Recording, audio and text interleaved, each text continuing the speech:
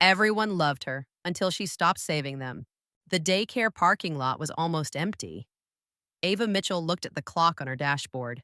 6:47 p.m. Her stomach dropped. The daycare had closed 47 minutes ago. Rain tapped softly against the windshield as she stared at the building. Most of the lights were already off.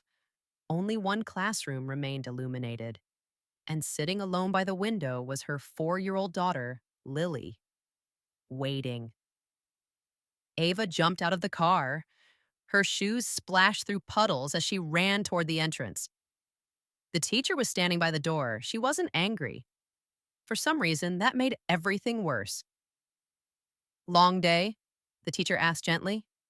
Ava forced a smile. I'm so sorry. It's okay.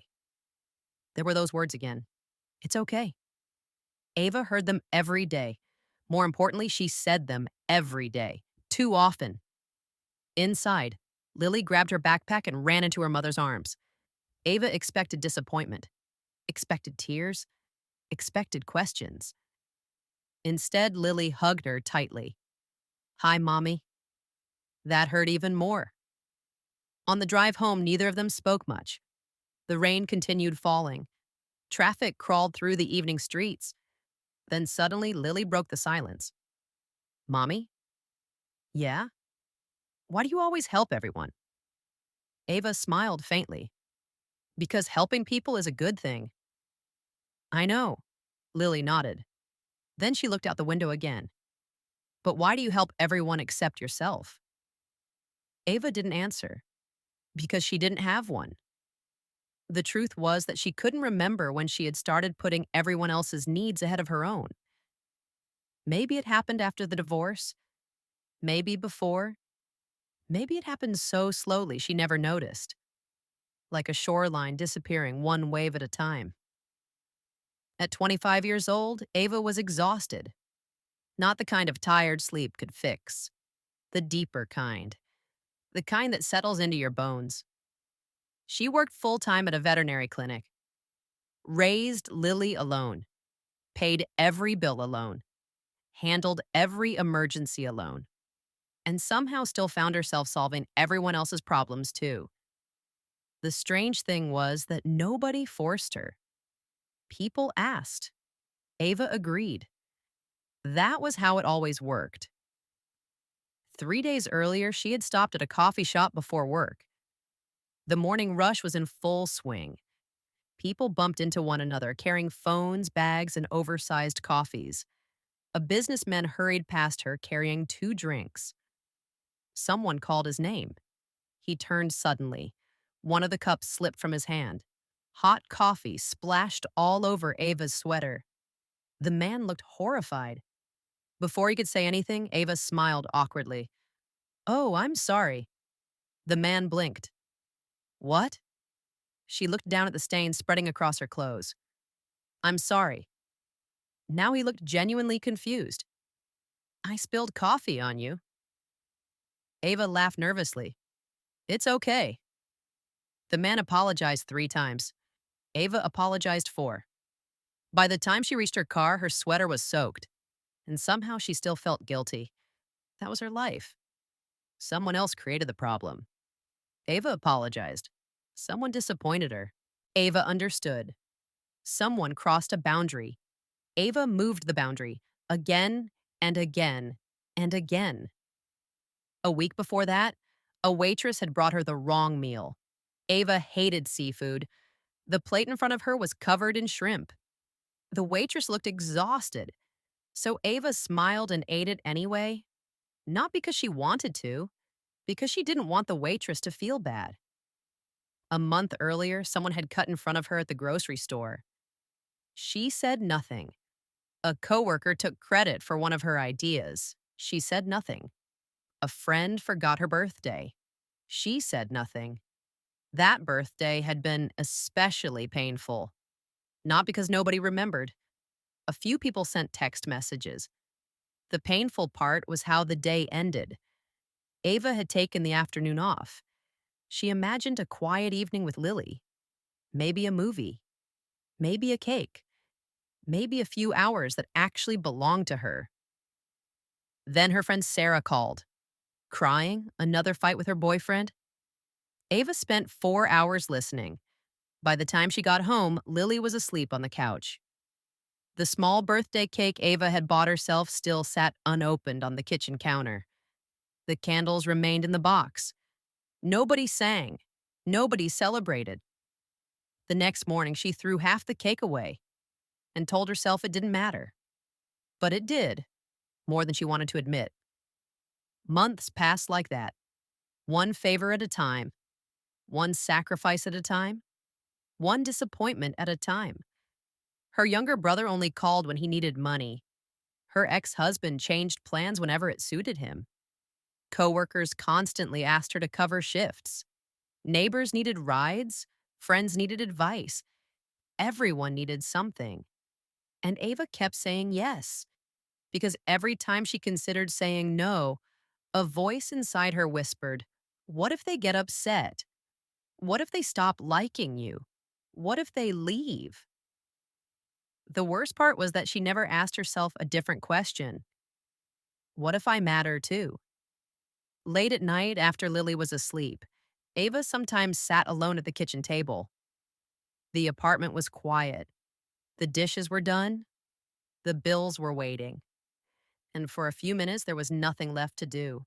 Those were the moments she hated most because silence brought questions. Why did helping everyone feel so exhausting? Why did she feel lonely despite constantly being surrounded by people? Why did she always give more than she received? And why did she feel guilty every time she thought about herself?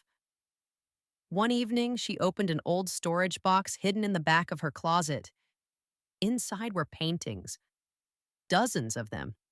Ocean scenes, sunsets, lighthouses, dreams she used to have, dreams she had forgotten. She stared at them for a long time. Dust covered the edges of the canvases. Years had passed since she touched a paintbrush. Years, a tear rolled down her cheek. Then another. Not because something terrible had happened, but because she suddenly realized something heartbreaking. The people she spent her life saving knew exactly who they were. Ava no longer knew who she was. A few months later, something else happened. She began getting headaches. At first, she ignored them. She was always tired. She assumed it was stress, but the headaches became more frequent, stronger. Some days she had to sit quietly for several minutes before continuing her work. Eventually, she scheduled a doctor's appointment, the first one she had made for herself in years. The appointment was on a Thursday afternoon. She even marked it on her calendar. But that morning, her neighbor called. Her car had broken down. She needed someone to drive her son to school. Then Rachel called from work. Someone hadn't shown up for their shift. Then her brother texted. Then Sarah called. By evening, Ava glanced at her phone and saw a notification. You missed your appointment. She stared at the screen. For a long time. Then she slowly locked the phone. And for the first time, a thought entered her mind. I would never let someone I love treat themselves this way. Why am I doing it to myself? Not long after that, an elderly woman named Margaret brought her aging golden retriever into the clinic. While waiting for the examination, they started talking. Margaret was in her 70s, the kind of person who seemed to notice things others missed. After a few minutes, she smiled. Long day? Ava automatically gave her usual answer. I'm fine. Margaret laughed softly. No, dear. Ava looked surprised. Margaret smiled again. I've been alive long enough to know that people who say they're fine are often carrying the heaviest burdens. Something about the woman's voice made Ava feel safe. For the first time in a long time, she admitted the truth. I'm just tired. Margaret nodded, then pointed toward an empty coffee cup sitting on a nearby table. Can I give you some advice? Sure, Margaret smiled. You can't pour from an empty cup. Ava frowned. What does that mean? The older woman folded her hands.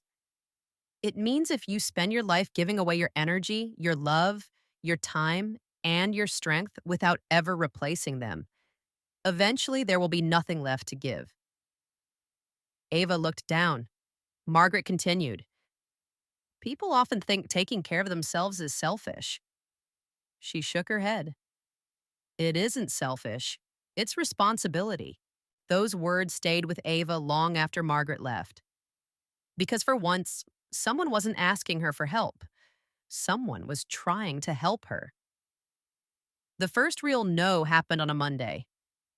Rachel approached her before the end of a shift. Ava, can you stay a couple extra hours tonight? Normally, Ava would have agreed before Rachel finished the sentence. But this time she remembered Lily. She remembered the daycare, the drawings, the headaches, Margaret's words. Rachel kept talking.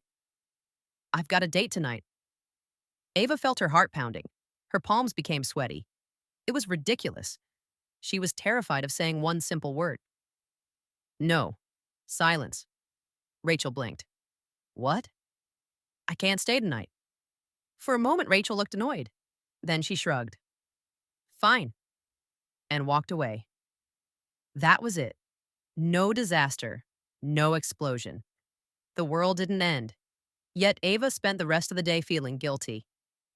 That evening she got home early. Lily looked surprised. You're home already? Yep. Everything okay? Ava smiled. Everything's okay. For the first time in months, they ate dinner together, read stories together, watched cartoons together. And somehow those ordinary moments felt extraordinary. But changing wasn't easy. Every time she set a boundary, someone got upset. Every time she protected her time, someone called her selfish. One evening, her brother called asking for money again. When she refused, he sighed heavily. You've changed. The words hurt, because that was exactly what she had feared her entire life. But later that night, she realized something. Maybe she had changed. Maybe that wasn't a bad thing. A few weeks later, Lily got sick.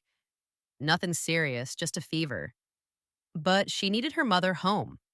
So Ava took a day off work. They spent the day building blanket forts and watching cartoons. At one point, Lily looked up from her coloring book. Mommy? Yeah? I like it when you're home. Ava smiled. I'm home every day. Lily shook her head. No. What do you mean? The little girl thought for a moment, then said something Ava would never forget. When you're home, you're usually somewhere else. Ava felt tears sting her eyes. Because Lily was right. Physically, she had always been present. Mentally, she was busy solving someone else's problem. Always.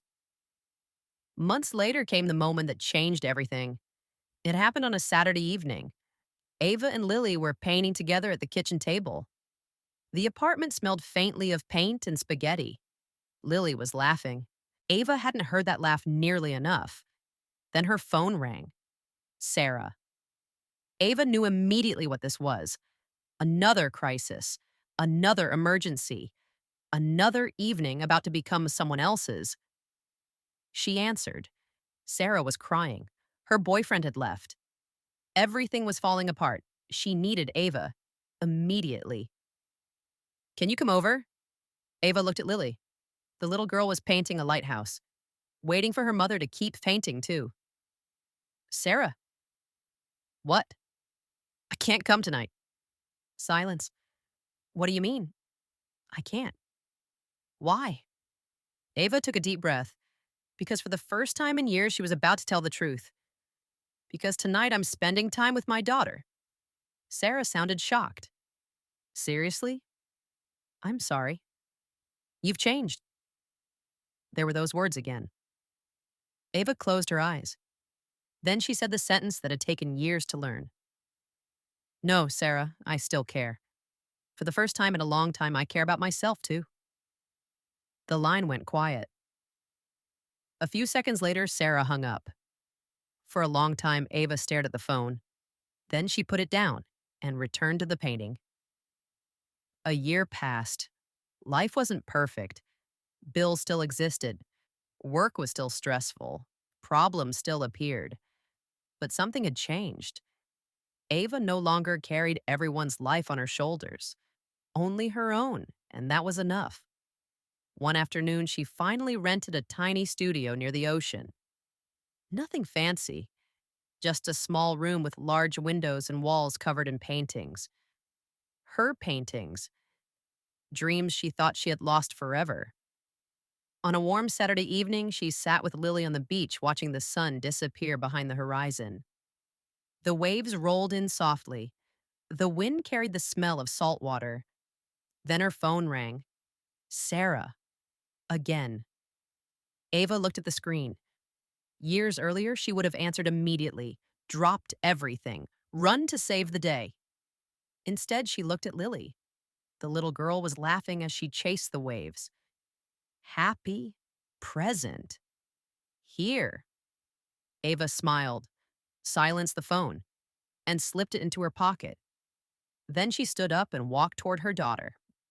As the sun disappeared behind the ocean, Ava realized something she wished she had learned years earlier. Being a good person does not mean saying yes to everyone. Being kind does not mean abandoning yourself. And setting boundaries does not make you selfish. Because every time she said yes to everyone else, she had been saying no to her own life. The people who truly loved her stayed. The people who only loved what she could do for them disappeared. And for the first time in years, Ava felt free.